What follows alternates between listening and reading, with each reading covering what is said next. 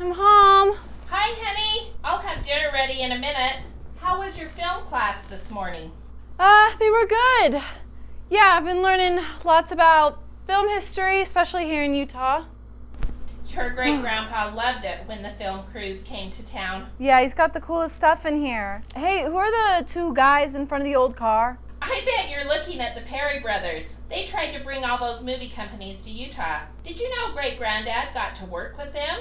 After filming, they even gave him some souvenirs. That's super cool. Hey, can I go out to the shed and look through some of his old stuff? Okay, be careful. Throw on your old coat. I've been meaning to clean it out. I haven't touched those old things since he passed. You better grab a flashlight, too.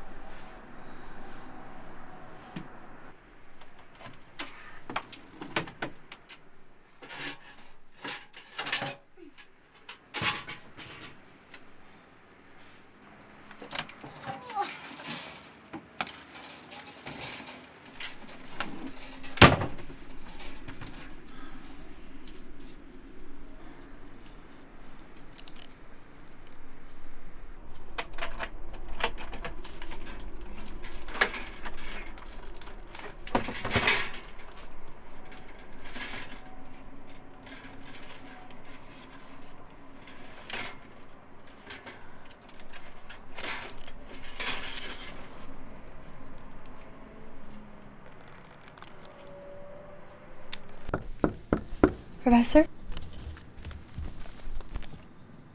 Amanda, what can I do for you? Well, I was wondering what you could tell me about the Deadwood Coach directed by Lynn Reynolds. Funny you should ask that because I've just been doing reading on that film. The Utah Film Commission is doing the 100th anniversary of filmmaking in Utah, and 2024 is the 100th anniversary of the first major studio feature film shot in Cedar City, Utah, which was The Deadwood Coach. Well, I think my family has some old stuff from this film.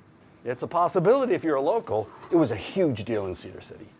Look, I have a little bit of a time. Why don't we go downstairs to Special Collections and see what we have? Okay. After 1924, filmmaking in southern Utah totally exploded.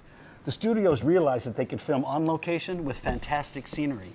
The Deadwood Coach launched southern Utah into film stardom. At Cedar City train station, it was the depot for the whole area.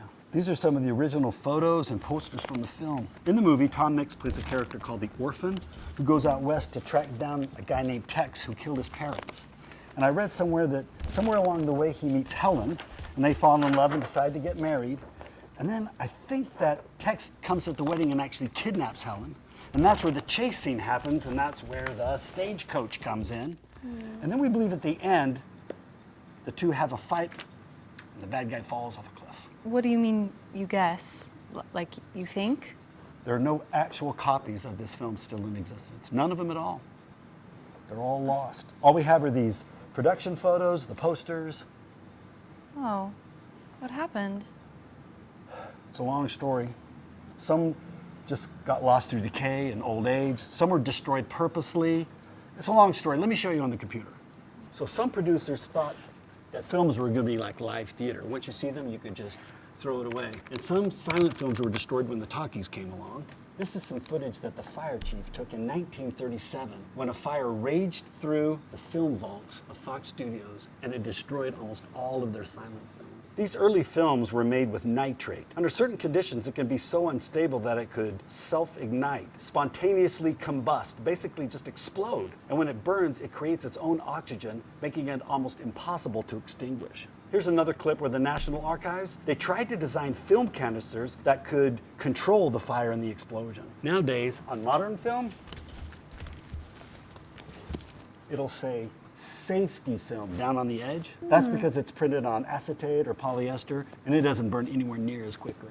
What if I told you I might have an old copy of the Deadwood coach in its original storage box? I'd say you made an amazing film history discovery. Can I show it to you? Of course, I have to see it. Wait. Let's screen it. I know the manager of the movie theater.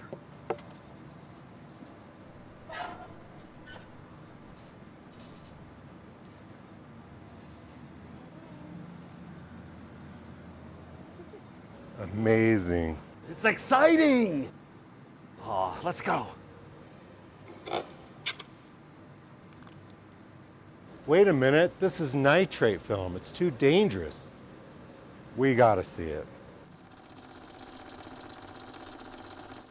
If this is a silent film, hey Siri, pull up an old Western silent film soundtrack.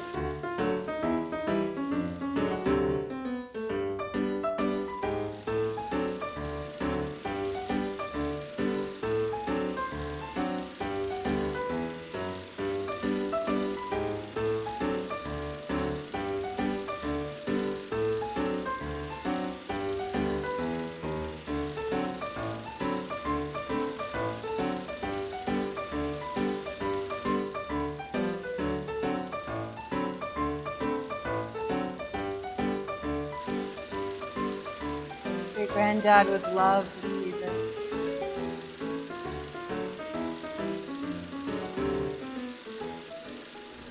Well, I'd say you have a gem here. It's really important. We'll have to get some film archivists to digitally restore it frame by frame. I'll make some calls. In the meantime, you must take care of that precious film. I know where it'll be safe, and where it's been safe for 100 years. So.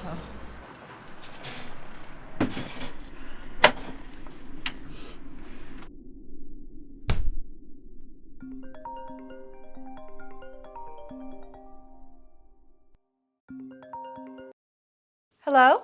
Yes. Awesome. Yeah, I have the film. Yep, I put it in the shed where it's always been safe. So, yeah, it's really exciting. I mean, I can't wait for them to look at it and hopefully they get it restored and just be amazing. Yeah, I'll bring it by first thing in the morning. Okay. Bye.